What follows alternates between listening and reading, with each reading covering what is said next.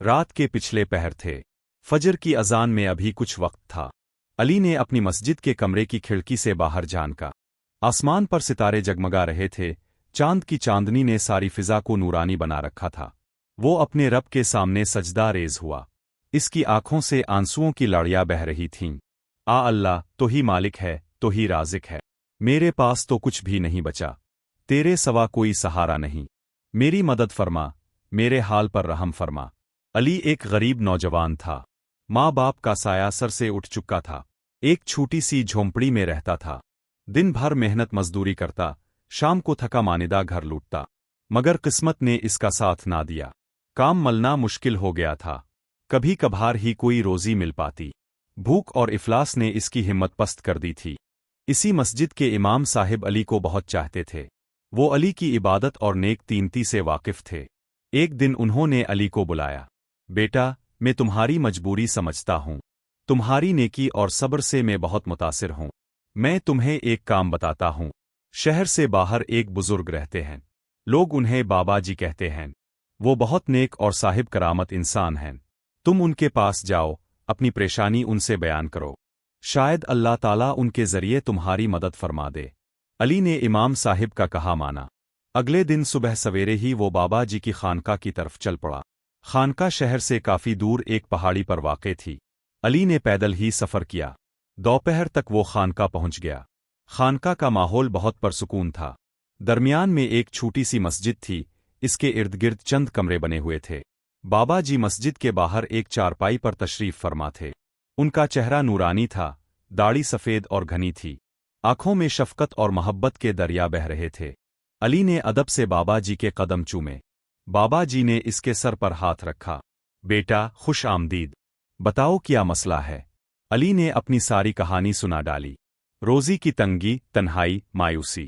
بابا جی غور سے سنتے رہے۔ علی کی بات ختم ہوئی تو بابا جی مسکرا دیے۔ بیٹا، تم بہت نیک ہو، صبر کرنے والے ہو، اللہ تم سے راضی ہے۔ تمہیں ایک کام بتاتا ہوں، تمہیں ایک امتحان سے گزرنا ہوگا۔ اگر تم اس میں کامیاب ہو گئے تو انشاءاللہ تمہاری تمام پریشانیاں دور ہو جائیں گی۔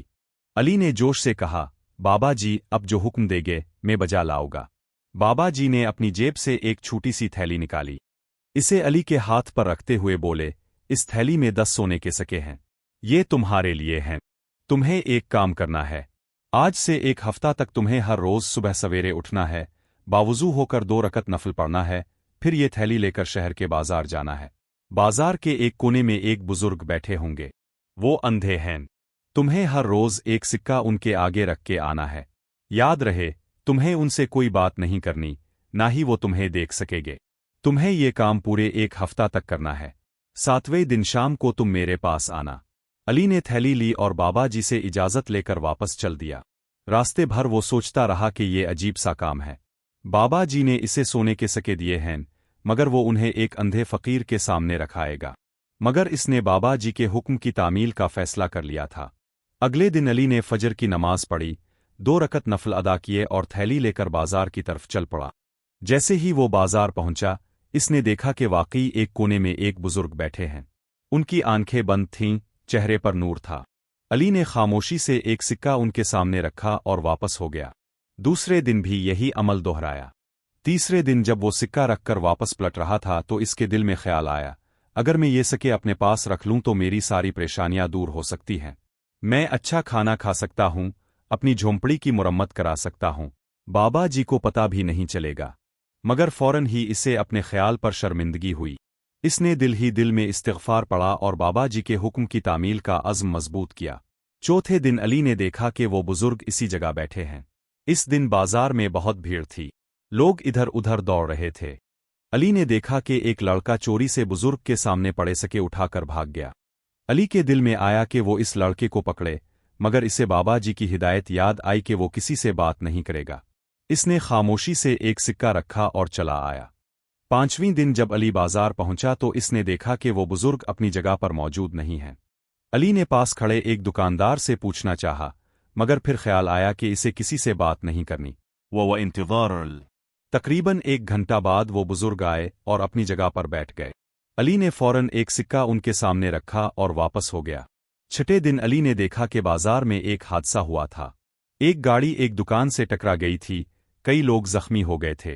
لودو جارت آرم وائت अली का दिल चाहा कि वो भी लोगों की मदद के लिए दौड़े, मगर इसे बाबा जी का हुक्म याद आया। इसने जल्दी से सिक्का रखा और वापस चल दिया, मगर इसका दिल बहुत बेचैन था। इसने घर पहुंचकर दुआ मांगी कि अल्लाह जख्मियों को शिफा अता फरमाए। 7वें दिन अली फजर की नमाज के बाद बाबा जी के पास पहुंचा। बाबा जी मस्जिद में नमाज पढ़ रहे थे। अली ने इंतजार किया। नमाज के बाद बाबा जी बाहर आए और अली को देखकर मुस्कुरा दिए। بو بتاء تمرار فتسازرع अली ने सारा वाकया बयान कर दिया, हर रोज की सरगुज़श्त सुनाई, अपने दिल में आने वाले वसवसों, आजमाइशों का जिक्र किया। बाबा जी मसरत से जगमगा उठे। بو مبارو तुमने इम्तिहान में कामयाबी हासिल की। तुम्हें मालूम है कि ये कौन थे जिनके सामने तुम सके रखते थे? अली ने कहा, बाबा जी, वो तो एक अंधे बुजुर्ग थे। बाबा जी ने कहा, नहीं बेटा, वो कोई बुजुर्ग नहीं थे। दरहकीकत वो एक अमीर आदमी के गुलाम थे। उनके मालिक ने उन्हें हर रोज बाजार में बिठा दिया था ताकि लोग उन पर रहम खाकर पैसे दे। वो अंधे नहीं थे, बल्कि उन्होंने अपने मालिक के डर से आंखें बंद कर रखी थीं। علي حرانرا तो फिर बाबा जी अपने मुझे उनके पास सके क्यों भेजे? बाबा जी ने कहा, बेटा, असल इम्तिहान तो सके देने का नहीं था। असल इम्तिहान तो तुम्हारे सब्र, तुम्हारी इताअत और तुम्हारे ईमान का था। तुमने हर रोज मेरा हुक्म बजा लाया, चाहे तुम्हारे सामने कितनी ही आजमाइशें आए। तुमने कभी मेरी हिदायत से इन्हिराफ नहीं किया। तुमने सोने के सके होने के बावजूद लालच नहीं किया। तुमने मुश्किल हालात में भी सब्र का दामन नहीं छोड़ा। बाबा जी ने एक गहरी सांस ली और कहा, बेटा, किस्मत का फैसला हमारे अमाल पर होता है। مير مارا صبر مير أطاعت زمار تقدر بدل دت तुमने साबित किया कि तुम सच्चे मोमिन हो। अब सुनो, मैं तुम्हें एक और काम बताता हूं। अली ने कहा, अब हुक्म फरमाएं बाबा जी। बाबा जी बोले, अब तुम्हें वापस शहर जाना है। शहर के वस्त में एक बड़ी मस्जिद है, इसके सामने एक होटल है। इस होटल के मालिक को एक ईमानदार और मेहनती नौजवान की जरूरत है। तुम कल सुबह वहां पहुंच जाना और होटल के मालिक से मुलाकात करो। وتم أمر अली ने बाबा जी का शुक्रिया अदा किया और वापस चल दिया। ألدن وولرنا होटल का मालिक एक दरमियानी उम्र का साहिब था। अली ने इसे बाबा जी का पैगाम दिया। होटल के मालिक ने अली को खुश आमदीद कहा और फौरन काम पर रख लिया। علي بيتي محنة تا वो सुबह सवेरे आ जाता, होटल की सफाई करता, सामान की तरतीब देता, गाहकों की खिदमत करता। इसकी ईमानदारी और मेहनत से होटल के मालिक बहुत खुश थे। कुछ ही अरसे में होटल की आमदनी बढ़ने लगी। एक दिन होटल के मालिक ने अली को अपने कमरे में बुलाया। अली, तुम बहुत ईमानदार और मेहनती हो। मैं तुम्हें अपना पार्टनर बनाना चाहता हूं। तुम होटल के आधे मालिक बन जाओगे। अली ने ये पेशकश कबूल कर ली। अब वो होटल का मालिक बन चुका था। इसकी जिंदगी यकसर बदल गई।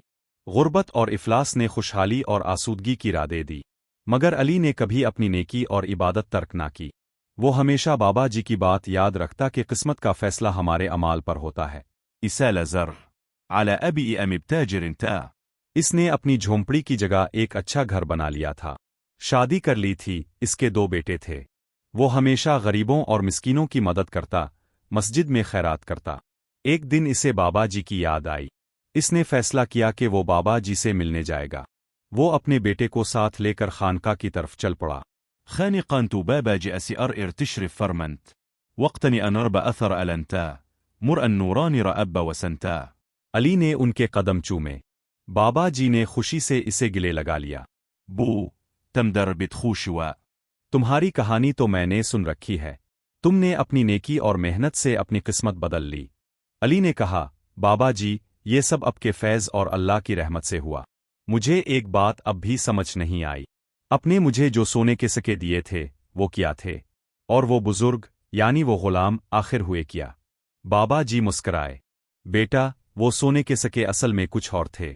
दरहकीकत वो मामूली पत्थर के टुकड़े थे, जिन पर मैंने सोने का वरक चढ़ा दिया था। मैंने तुम्हारा इम्तिहान लेना था। मैं जानना चाहता था कि क्या तुम सोने के लालच में मेरे हुक्म से मुनहरिफ हो जाओगे। तुमने साबित किया कि तुम्हारे नज़दीक अल्लाह और इसके बंदे की इताअत सोने से ज्यादा कीमती है। अली हैरान रह गया। मगर बाबा जी, फिर तो वो गुलाम भी जानते होंगे कि ये सके जाली हैं। बाबा जी ने कहा, बेटा, वो गुलाम दरहकीकत मेरे एक मुरीद थे। میں نے انہیں بھی تمہارے امتحان کے لیے مقرر کیا تھا۔ وہ ہر روز تمہیں دیکھتے تھے، تمہارے چہرے کے تاثرات نوٹ کرتے تھے۔ انہوں نے مجھے بتایا کہ تم ہر روز بلا ناغہ آتے تھے، خاموشی سے سکہ رکھتے تھے اور چلے جاتے تھے۔ تمہارے چہرے پر کبھی بھی ناراضی یا شکایت کے آثار نہیں تھے۔ علی کی سمجھ میں سب کچھ آ گیا۔ اس نے بابا جی کا شکریہ ادا کیا۔ بابا جی نے اسے دعا دی اور کہا، بیٹا، یاد رکھنا، قسمت کا فیصلہ ہمارے اپنے ہاتھ میں ہوتا ہے۔ ہمارے اعمال، ہمارے اخلاق، ہماری نیتیں، یہی چیزیں ہماری تقدیر بناتی ہیں۔ اللہ تعالی ہمیشہ نیک بندوں کی مدد کرتا ہے، مگر اس کی مدد کے لیے ہمیں صبر، شکر اور اطاعت کی ضرورت ہوتی ہے۔ علی واپس آیا تو اس کا ایمان اور مضبوط ہو چکا تھا۔ وہ ہمیشہ بابا جی کی باتوں کو یاد رکھتا۔ اس نے اپنی زندگی کو اللہ کی رضا کے مطابق گزارنے کا عزم کیا۔ کہانی کا یہ حصہ تو علی کی زندگی کا تھا، مگر ایک اور پہلو بھی تھا جو ابھی باقی تھا۔ ایک دن علی کے ہوٹل میں ایک بزرگ آیا۔ وہ بہت غریب لگ رہے تھے، کپڑے پھٹے ہوئے تھے۔ ہوٹل کے ملازمین نے انہیں اندر آنے سے روکنا چاہا، مگر علی نے دیکھ لیا۔ وہ فوراً دوڑا آیا اور بزرگ کو عزت سے اندر لے آیا۔ انہیں بہترین کھانا پیش کیا۔ کھانے کے بعد بزرگ نے علی سے کہا، بیٹا، تم بہت نیک ہو، میں تمہیں ایک بات بتانا چاہتا ہوں۔ علی نے کہا، ضرور بابا، اب فرمائیں۔ بڑے نے کہا، کئی سال پہلے کی بات ہے، میں ایک غلام تھا۔ ایک امیر آدمی کے ہاں کام کرتا تھا۔ ومجر بالظلم رتاتا، مجھے ہر روز بازار میں بٹھا دیتا تھا اور کہتا تھا کہ آنکھیں بند کر کے بیٹھا رہو، لوگ تم پر رحم کھا کر پیسے دے گے۔ میں مجبور تھا، اس کے ڈر سے ایسا ہی کرتا تھا۔ علی نے غور سے سننا شروع کیا۔ أنا ماضي ألف مد راتا، بڑے نے کہا، پھر ایک عجیب واقعہ ہوا۔ ایک نوجوان ہر روز صبح سویرے آتا، ایک سونے کا سکہ میرے سامنے رکھتا اور چلا جاتا۔ وبلتنتا، میں اس کے چہرے سے نیکی اور پاکیزگی محسوس کرتا تھا۔ سدنة وأمر تارا، علی کی سانس رک گئی۔ یہ تو اس کی اپنی کہانی تھی۔ بڑے نے آنسو پونچھتے ہوئے کہا، اس نوجوان کی نیکی نے میری زندگی بدل دی۔ میں نے سوچا کہ اگر ایک اجنبی شخص میری مدد کر سکتا ہے تو میں خود اپنی مدد کیوں نہیں کر سکتا۔ میں نے اپنے آقا کے پاس جا کر کہا کہ اب میں یہ کام نہیں کروں گا۔ اس نے مجھے مارا پیٹا، مگر میں ڈٹا رہا۔ آخرکار اس نے مجھے آزاد کر دیا۔ علی نے پوچھا، پھر آپ نے کیا؟ بڑے نے کہا، میں نے چھوٹا سا کاروبار شروع کیا، محنت کی، اللہ نے برکت دی۔ آج میں ایک آرام دہ زندگی گزار رہا ہوں، مگر میں نے ہمیشہ اس نوجوان کو ڈھونڈنے کی کوشش کی جو میرے لیے باعث برکت بنا۔ میں چاہتا تھا کہ اس کا شکریہ ادا کروں۔ علی کی آنکھوں میں آنسو آ گئے۔ اس نے بزرگ کے ہاتھ چومے۔ بابا، وہ نوجوان میں ہی تھا۔ بڑے نے حیرت سے علی کو دیکھا، پھر اسے گلے لگا لیا۔ دونوں کی آنکھوں سے خوشی کے آنسو بہہ رہے تھے۔ بڑے نے کہا، بیٹا، تمہاری ایک چھوٹی سی نیکی نے نہ صرف تمہاری بلکہ میری زندگی بھی بدل دی۔ تم نے مجھے ہمت دی، مجھے خود پر اعتماد دیا۔ علی نے کہا، نہیں بابا، درحقیقت یہ سب بابا جی کی رہنمائی کا کرشمہ تھا۔ انہوں نے مجھے سکھایا کہ قسمت کا فیصلہ ہمارے اپنے ہاتھ میں ہے۔ مير مار صبر، مير أطاعت، زمار تقدر بدلا۔ اس دن کے بعد علی اور بزرگ گہرے دوست بن گئے۔ بزرگ نے علی کے ہوٹل میں کام کرنا شروع کر دیا۔ وہ اپنے تجربات سے علی کی مدد کرتے۔ ایک دن علی نے بزرگ سے کہا، بابا، ہمیں بابا جی کا شکریہ ادا کرنا چاہیے۔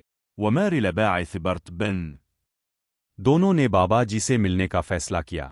وخانقان تو بابا جی بمارت، ان بخار تا، علی اور بزرگ نے ان کی خدمت کی، انہیں ادویات دنج۔ تندن بعد بابا جی صحت ابوا، انہوں نے دونوں کو اپنے پاس بٹھایا۔ تم دونوں کی ملاقات سے میں بہت خوش ہوا۔ تم نے ثابت کیا کہ نیکی کبھی رائیگاں نہیں جاتی۔ ایک نیک عمل کئی لوگوں کی زندگیاں بدل سکتا ہے۔ بابا جی نے ایک گہری نظر دونوں پر ڈالی۔ تمہیں معلوم ہے کہ اصل میں قسمت کا فیصلہ کیا ہے؟ دون خاموش، بابا جی بولے، قسمت کا فیصلہ در حقیقت اللہ تعالیٰ کی طرف سے ہمارے اعمال کا بدلہ ہے۔ مجوبوت وآت، مگر اس میں اللہ کی رحمت بھی شامل ہوتی ہے۔ وہ ہماری چھوٹی چھوٹی نیکیوں کو بڑا بنا دیتا ہے، ہمارے صبر کو اجر عظیم سے نوازتا ہے، ہماری اطاعت کو قربت کا ذریعہ بنا دیتا ہے۔ بابا جی نے کہا، علی، تم نے صرف ایک ہفتہ تک ایک معمولی سا کام کیا، مگر اس نے تمہاری زندگی بدل دی۔ بزرگ، تم نے صرف ایک شخص کی نیکی دیکھی اور اس نے تمہیں ہمت دی کہ تم اپنی زندگی بدلو۔ یہی قسمت کا فیصلہ ہے۔ ہم اپنے اعمال سے اپنی قسمت لکھتے ہیں۔ اس ملاقات کے بعد علی اور بزرگ نے مل کر ایک فلاحی ادارہ قائم کیا۔ وہ غریب لوگوں کی مدد کرتے، یتیم بچوں کی کفالت کرتے، مساجد کی تعمیر کرواتے۔ ان کا مقصد تھا کہ وہ دوسروں کی زندگیوں میں بھی مثبت تبدیلی لائیں۔ سال زرتا علي أبي إبو آدم بن تا. اس کے بیٹے بڑے ہو چکے تھے، وہ اس کے کاروبار کو چلا رہے تھے۔ ایک دن علی نے اپنے بیٹوں کو اپنے پاس بلایا۔ بیٹا، میں تمہیں اپنی زندگی کی سب سے بڑی حکمت بتانا چاہتا ہوں۔ قسمت کا فیصلہ ہمارے اپنے ہاتھ میں ہوتا ہے۔ مير مارا صبر مير أطاعت زمار تقدر بدلة. تم ہمیشہ اللہ پر بھروسہ رکھنا، اس کے بندوں کی خدمت کرنا، صبر اور شکر کا دامن تھامے رکھنا۔ علی کے بیٹوں نے اس کی باتوں کو دل سے لگا لیا۔ وہ بھی اپنے والد کی طرح نیک اور خدمت گزار بنے۔ علی کی وفات اس حال میں ہوئی کہ وہ اللہ کی عبادت اور بندوں کی خدمت میں مصروف تھے۔ اس کی زندگی ایک روشن چراغ کی مانند تھی جس نے کئی تاریک زندگیوں کو روشن کیا۔ اس کہانی سے ہمیں یہ سبق ملتا ہے کہ ہماری قسمت کا فیصلہ ہمارے اپنے اعمال پر ہوتا ہے۔ یہی وہ ہتھیار ہیں جو ہماری تقدیر بدل سکتے ہیں۔ اللہ تعالی ہمیشہ اپنے نیک بندوں کی مدد کرتا ہے، مگر اس کی مدد کے لیے ہمیں اپنے اعمال درست کرنے ہوں گے۔